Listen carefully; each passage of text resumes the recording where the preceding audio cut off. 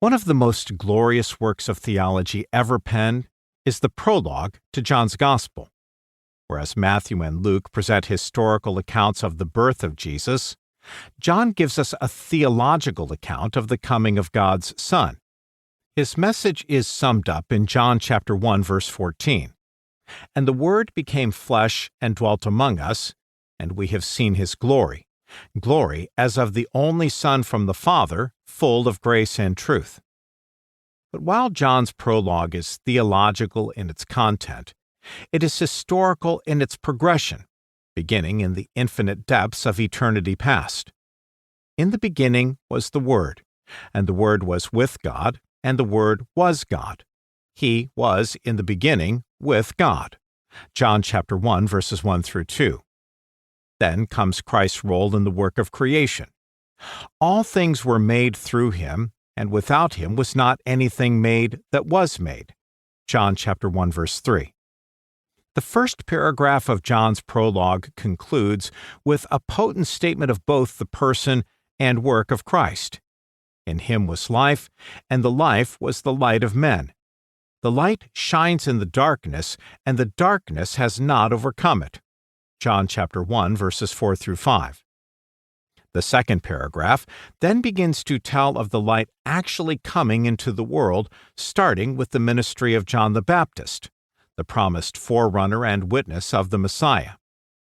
"There was a man sent from God, whose name was John. He came as a witness to bear witness about the light, that all might believe through him. He was not the light, but came to bear witness about the light. The true light, which enlightens everyone, was coming into the world." John chapter 1, verses 6 through 9. These verses remind us that John's Gospel does not merely present ideas about God, salvation, or a set of ethical principles. To be sure, Christianity does produce a philosophy and a worldview. But unlike every other religion, its truth is grounded in certain facts of history.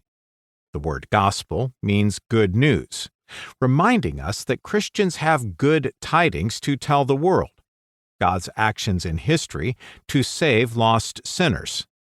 Something wonderful happened in the coming of Jesus Christ that we want the world to know. The purpose of John's Gospel, as with the whole New Testament, is to proclaim this good news and tell people how to be saved through faith in Jesus. The world's great need.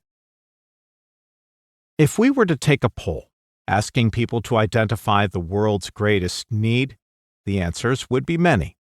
Some would say we must end world hunger. Others would say we need to provide education to all. Still others would suggest an end to all wars, or point to the need to care for the environment, calling for an end to pollution. A famous song from the 60s said, "All you need is love," while some today look to boost self-esteem.